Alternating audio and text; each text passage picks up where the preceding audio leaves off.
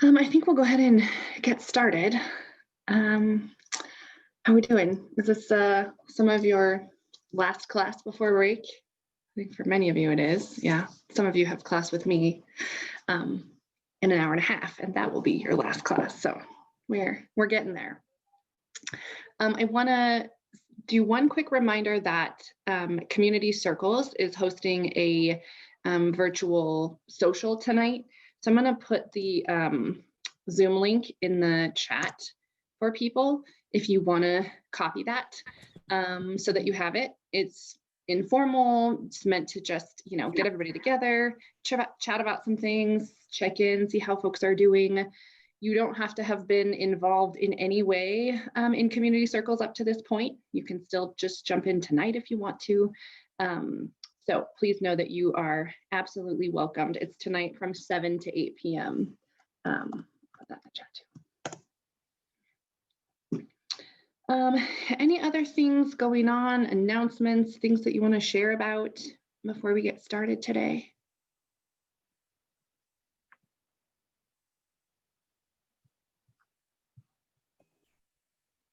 Yeah, go ahead, Sarah. Would it be okay if we just talked a little bit about what's going on with COVID and with the transfer of power? Just maybe, I don't know, just the difficulty of needing to do this national thing with a government that's not cooperating. I don't know what we could say about it, but I just, it's on my mind, of course. Sure. Yeah. Yes, I think we could talk about that for the duration of the class if we wanted to. Yeah, I'm happy to just pause and see if others have thoughts that you want to share or things you're thinking about. Yeah, I'll just stop for a moment and see what's on others' minds related to this. Not particularly on the government issue, but also COVID related is this current drive to do mass testing. I'm curious about thoughts because my household has been exposed. I can't get tested right now because everywhere I'm looking is all full up for as far as I can tell. And I just find it really interesting that right now it seems like we're going towards a test as many people as we can to see what's going on. And that's making it harder to get testing for people who may be concerned about actually having been exposed and things like that. I was intending to get tested today, and then just yesterday, the place I was going to get tested at changed their policies to require registration ahead of time, and all those registration slots are all full. So I just thought, hey Mason, did you look at CSU? Because I woke up yesterday morning with a stuffy head and so I immediately was trying to figure out how to get tested, because I looked at UC Health and all the other ones were all booked out for 8 or 9 days. But if you go, so I had to get an appointment with a doctor through the CSU Health Network, but I called them at 8:30. They got me an appointment at 10:10. I had a Zoom meeting and then I had a nasal test this morning. all right, I'll look back into that. Yeah, I would check through CSU's thing, because it seems like that's the only way to get a speedy test right now is yeah, through last CSU. time I checked through CSU, they were all booked up as well, but that was a couple of days ago. I could try again. I had the same issue. I'm in North Carolina, and this was several weeks ago, and everything was booked up, even though I felt sick. And you needed an appointment 7 days out. It was insane, and that was several weeks ago. So it's interesting, less from an advice standpoint, but more from wow, this is what it is in the U.S. Hey Mason, did you try to go to Waterworld yet? They have if you don't have to have an appointment. Well, my brother just went on Tuesday and he pre-registered online. And it's not an appointment, but it's just kind of letting them know you're coming. And he was able to get a test. I know it's out of the way and far, but or at least if you're in Fort Collins, but Right. he was able to get a test in the morning and didn't wait too long. I got mine at CSU on Tuesday, but I had an appointment, and now it's out of control. Like trying to get an appointment, I think it's impossible before next week almost, unless you go to Waterworld or something like that. I don't know if this is still happening, but a couple weeks ago when I got tested, they told me, like, I had an appointment through UC Health, like the drive-in place on Harmony. And they told me that as long as I had an appointment and I was in the system, I could just go. And I don't know if they're still doing that. And I was able to do that on 2 separate occasions. And I just showed up and they're like, yeah, no worries. And they swapped me. So. And this is actually what I was kind of talking about, or I didn't say it explicitly, but like that this failure of the government to protect us, continuing through this, intermediate time, and who knows what's going to happen when there's actually supposed to be the transfer, but then how it affects us, like on just a individual or family basis, like the government, like there's just so much power with this public health issue, which I'm not from public health, and I didn't really realize like how much public health could be, and then our very lives could be affected by the federal government. I mean, it's because I haven't had too many things that seem to stem from like a top-down kind of place, but it sucks. This is terrible. Right. And we're graduate students, like considering like we're in the subsect of the United States that would supposedly have enough education resources, people to talk to currently to understand how to get tested, and we're still having issues. I know that, sorry, Javier, kind of like on the same thing, Sarah, I'm frustrated with our government, but also I'm really frustrated with everybody who's doom scrolling. I had COVID end of September that I got on community spread right as everything was just starting. And it was like people were afraid of me. And that in and of itself, like if you actually have COVID, can be really damaging. So like, the messaging we're getting from the government of, no, it's not bad. And then also the influence of the media, we're like, yeah, this is really scary. This is really, really intense. But for the people that have mild cases where there's no data on, or there's not very much data on how that goes, like that can have really like bad negative psychological impacts and already really stressful time. So like, how do you balance that too, that wanting people to take it seriously, but also, handling the stigma if you do get sick? Yeah, I was just going to mention, I saw that the saliva testing some of you guys have mentioned.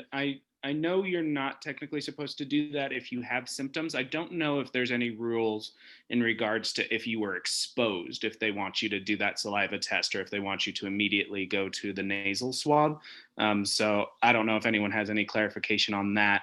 And then, I don't know, maybe, I don't even know if I want to call it good news, but I'm sure you all have heard that a second company, Moderna, has also just released their vaccine trial data, and they are showing around 94% effectiveness with that trial data. I mean, we also have to be aware, who they allowed to get vaccinated. But it feels like, and I'm a kind of person that likes to think a little bit positively about the future. It feels like we might start seeing a trend of vaccines coming back with, we can have an effective vaccine. But something that is also a little bit interesting for me is the increased hesitancy on the COVID vaccine. I think the last time they did a survey on if individuals would get the vaccine, it was down to around 50% of the country or those surveyed. And we have to remember that surveys aren't always great at capturing what, the true population is thinking. But I don't know, that was just interesting for me. So we'll have to see where that goes. But yeah, if anyone has any clarification on that saliva testing, I don't know if they want you to go if you have been exposed. So I looked at this yesterday because I got asked by my boss about it. And I'm also not clear on whether or not you're supposed to do it if you're symptomatic, but the specificity of that particular test is lower than the PCR, which is the gold standard. So it's not quite as good. I'm wondering if CSU is doing mass testing because it's cheaper than doing PCRs, but kind of in that same thing, the La Jolla immunology lab in La Jolla just did an intensive survey on how long people stay immune.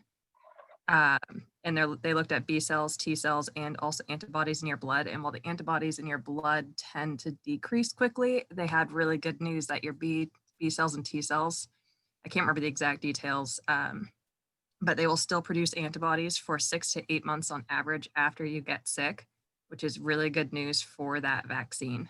As far as that, like, we've just got some more information, and they just approved some rapid test that you can get for you can get as a prescription through your doctor that you can do at home that will get you results in about 30 minutes.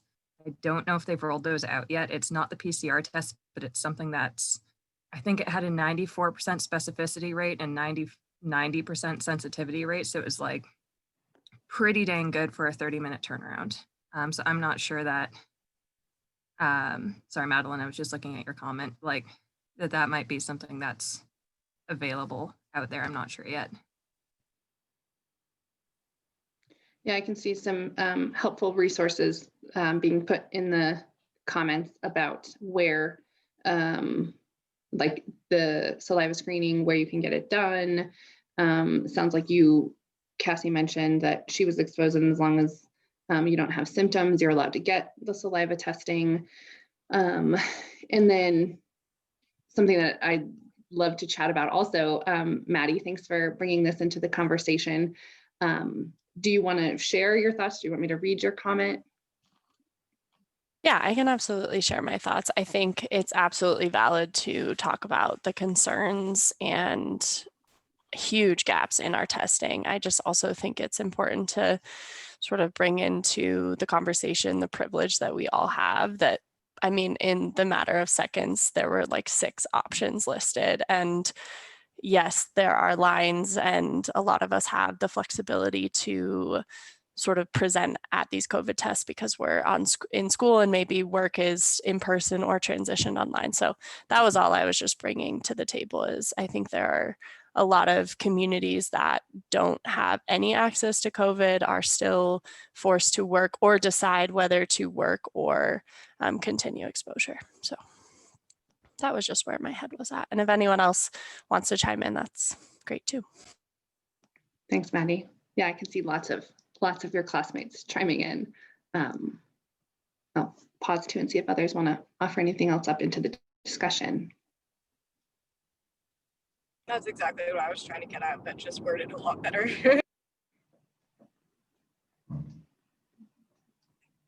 Yeah, thinking about, how for some of us, this is one of the first really clear examples of how, systems are failing us, right? And again, how that highlights the privilege that many of us, right, I'll speak for myself, have, that this is, a really clear example of a failed system.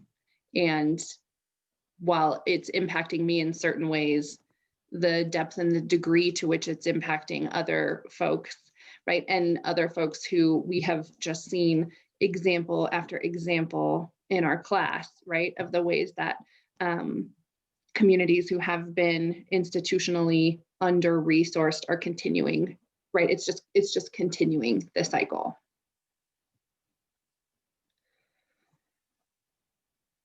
Okay.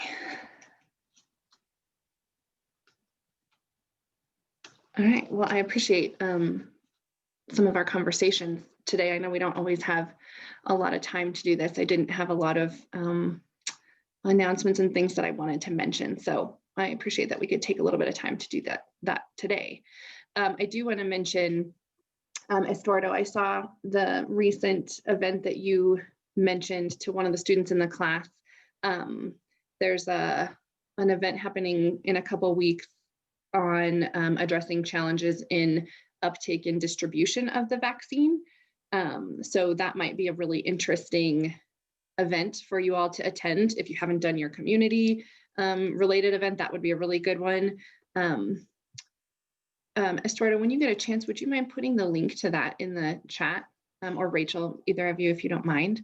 Yeah, I'll put it in the chat, and I'll post it as an announcement as well. That'd be perfect. Thank you very much.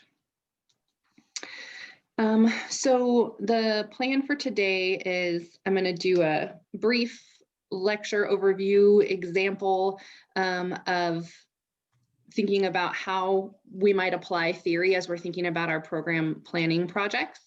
And then we'll break out into your project groups again, and you can keep working away. And then similar, like on Tuesday, I'm happy to kind of pop in and out of rooms as you all have questions and things. Or you're also welcome to come back to the main room. So I'm gonna share my screen, excuse me, and walk through kind of a continuation of our discussion around how you actually might think about incorporating theory into this notion of program planning.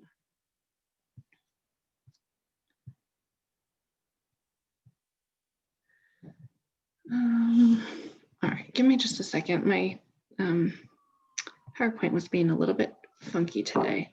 Can you all now see the slides? Like in presenter view? Yeah, okay, thank you.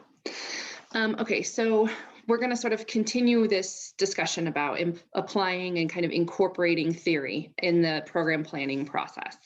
So I want to remind us a little bit of what we talked about on Tuesday, this notion of developing or brainstorming this implicit story or the internal logic. So thinking about how specific factors lead to behaviors that impact health, that impact quality of life, right? Thinking about the PRECEDE model. And then doing some work to think about what has been done in the past. What are existing programs that have been tried? What kinds of initiatives have taken place with within the population or similar populations, to just provide you some insight as to how you might go about identifying something, creating something that might be effective. And then I think it was on Tuesday, Javier, you asked kind of that question about how or what does it look like to have community voice incorporated into this process? And we've sort of talked about this notion of incorporating community at sort of every step of the process, right? And so when we talked about community assessment, part of what you all described was this notion of how we engage with community as we're doing this assessment. Now you're thinking that same thing as you're going through this planning process, right? How is community voice incorporated into the planning? And that could be in terms of having a specific subcommittee, right? I'm thinking about Larimer County has a health equity subcommittee. It might be an advisory committee that you bring your ideas to and work with them on. It might be paid positions that are going through the process with you. It might be identifying community champions and getting their thoughts and perspectives, right? There are a lot of ways that can look. Some of this we'll delve into a little bit deeper after fall break, but just kind of this ongoing reminder to be thinking as decisions are being made, who's making the decisions, who's at the table, who's not at the table, and how do we get folks to the table or create a whole new table. And then this notion of kind of relying on that PRECEDE model for this step, again, of sort of thinking about what's the story that underlies this assessment that we did. So then you're thinking about, and this is again similar to what we talked about on Tuesday, right? Once you've kind of identified that story, then you're thinking about what's currently happening, what are some potential gaps, and then you're going to next, this is what we're going to delve into now, is how do we incorporate some of these theory-based methods or theories themselves to support or fill the gaps. So we're going to kind of walk through this process where, let's say we have this idea and now we want to incorporate some theory into the to the program plan. And reasons for incorporating theory, like we've talked about before, are because oftentimes theories have these demonstrated relationships between variables that are helpful at predicting behavior or predicting outcomes. So the first thing that we do is start to familiarize ourselves with various theories. So that's part of what you did for today, right? You kind of reviewed lots of different theories. Many of you, then took one specific theory and delved a little bit deeper into it, looked at some examples of how they might be used. Then you'll sort of revisit your pre-seed model and think about, again, what's the underlying story, right? What are the factors that are at play that are impacting behavior or impacting these outcomes that we're hoping to change or improve? Okay, then you're thinking about what are our outcomes, right? And again, sort of as you're looking at your pre-seed, you might be looking at that health phase and looking at what are the health issues, and is this the place that we're trying to make changes, right? Are we going to create goals for our program within that phase of health? Are we creating goals related to quality of life?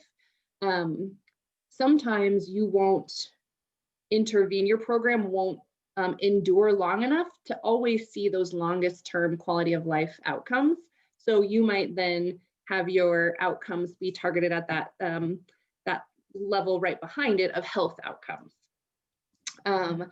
So now you're going to also revisit that logic model, right? Because in your logic model, you've started to think through what are our short, medium, long-term outcomes. So you're getting an idea of what you're ultimately trying to accomplish. What are some theories that are out there, and then thinking about what are some of the approaches that might lead to your goals. So in your logic model, on the right-hand side, you have those short, medium, long-term outcomes. On the left-hand side, you're starting to brainstorm resources, you're starting to brainstorm activities and outputs. And when you're starting to think about theories, oftentimes components of theories, and we'll walk through an example here, components of theories end up being the activities. So I'll show you kind of how that can look. So we're going to talk through an example that a previous classmate did on menstrual health management. And the classmate was looking specifically in a specific region of Ghana. So I'm going to show you their pre-seed model, and then we're going to kind of talk through potential theories, how that might show up in creating an actual program or intervention or filling a gap. So I won't walk through everything on the model here, but you can see that the ultimate quality of life factors that are hoping to be addressed in this program or intervention are absenteeism in school, lower educational attainment, menstrual health management, education, and social stigma. So these are all of the quality of life related challenges that young women in this community are facing. So the specific health issues, iron deficiency anemia,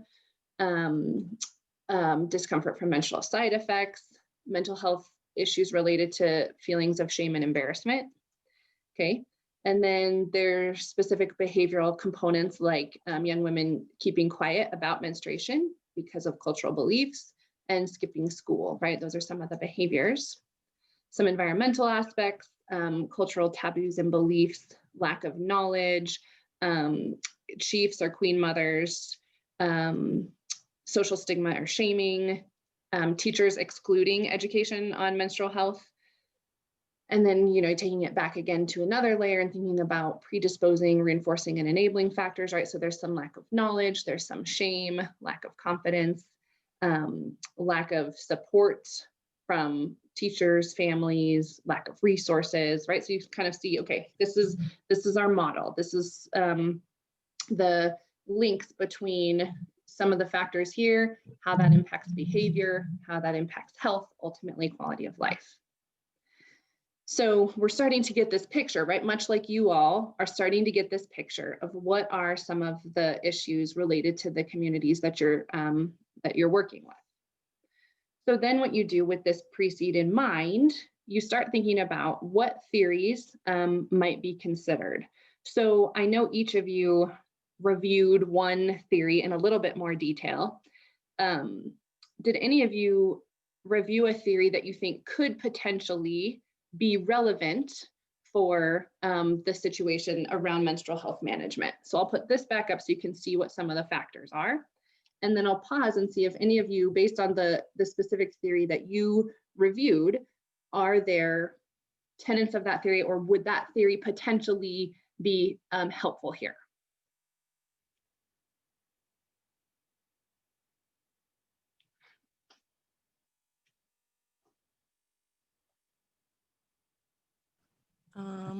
I reviewed the social network and social support theories, and I think for sure that they are relevant here in looking at like the cultural beliefs and the norms around like the shame and menstruation being like a dirty thing, or like an an unholy thing for some people. And so yeah, I think that would be great benefit in an intervention that tried to look at how to work with like social networks and social norms to just like normalize this as a bodily function that's not tied to any like negative connotation. But I don't know exactly what to do about it, but an intervention targeting that. That's a perfect example, Raven, right? So you're starting to think about what theories may have some relevant ties to what we have, fleshed out here in this model. Perfect. So Laura, you mentioned social norms theories, right? You could use media to target sort of larger cultural beliefs. So both Raven, both you and Laura have now kind of identified this notion of social support, social norms being something that needs to be, or that there's an opportunity to shift, and that might shift the outcomes in terms of quality of life. Anyone else before we keep going? Other thoughts on a theory you reviewed and whether or how it might play a role here?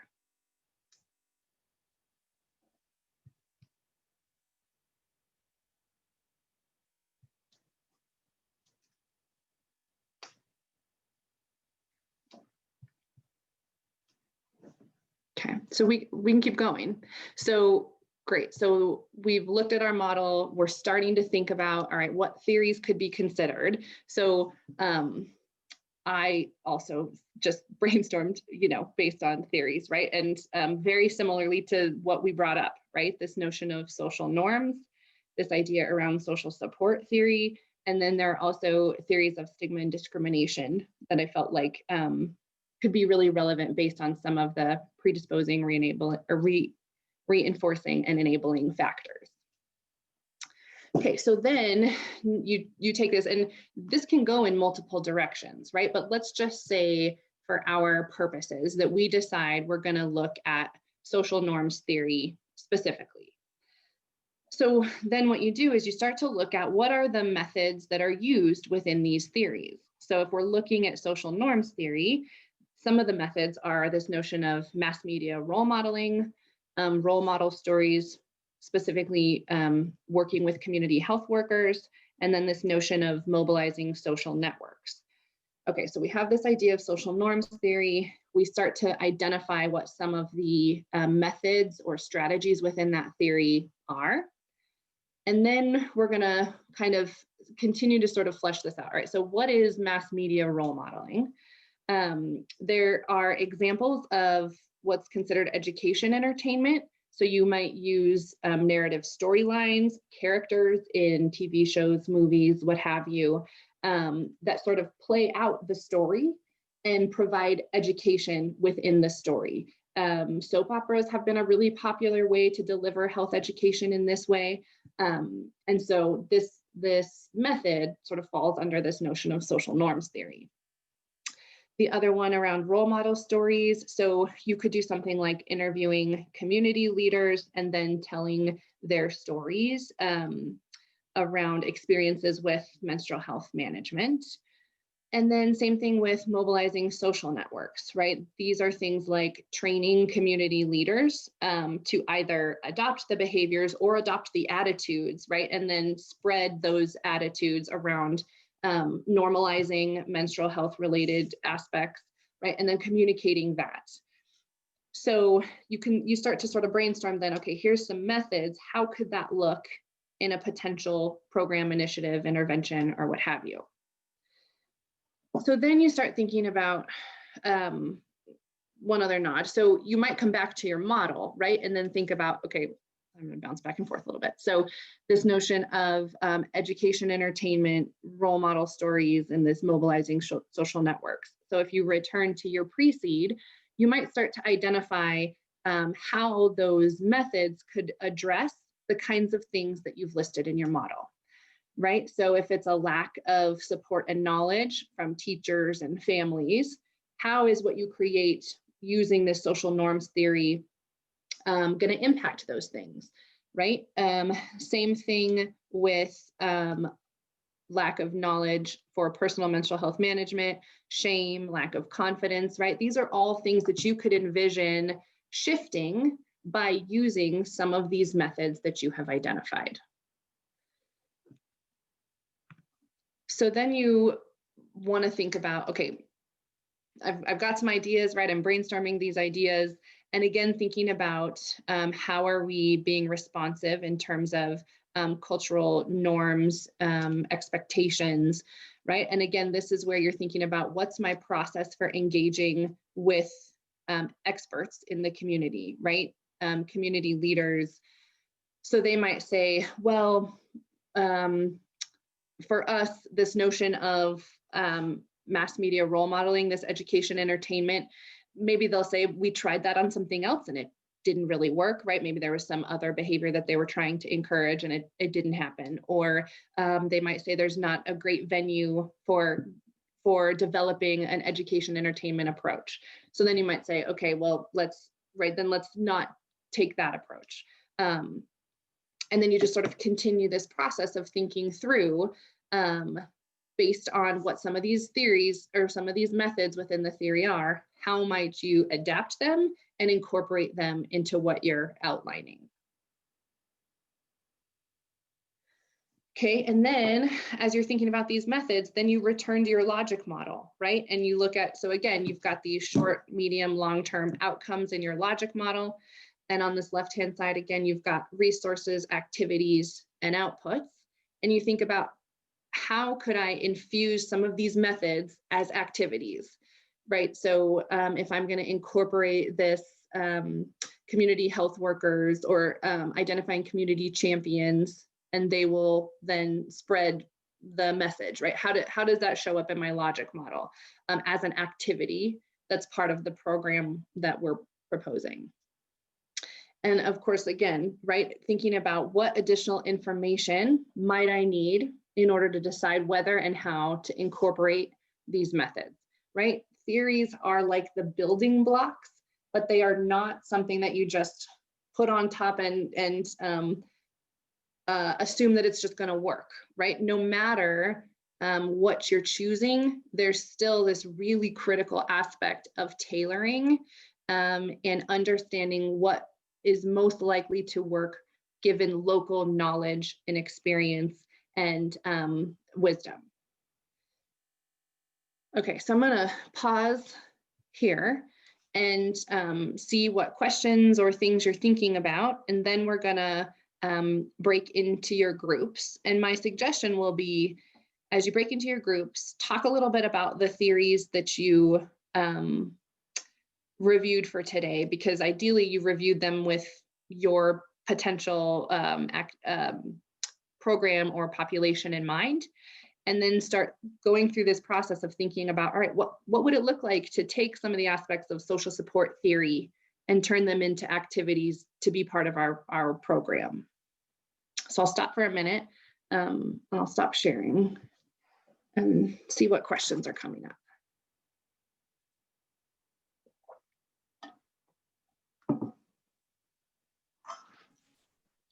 Would you expect there to be using multiple theories for the same, like, one intervention?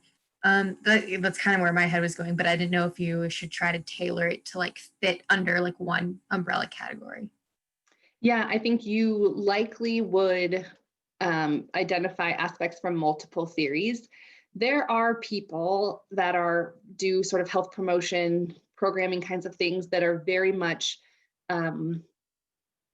their theory people, right? And they would say, you have to use the theory in its entirety as it was intended to be used. Don't break it apart.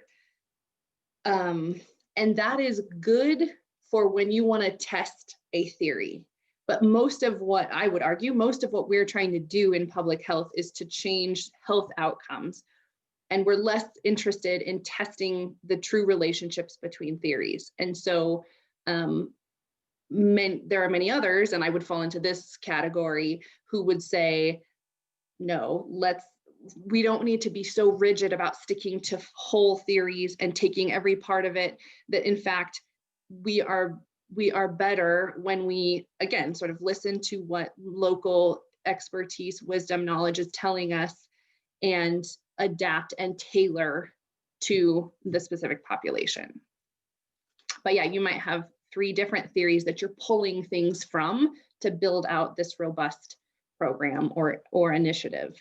You might also identify a really narrow gap that needs to be filled, and there might be really one theory or one component of a theory that you think you want to just really focus on.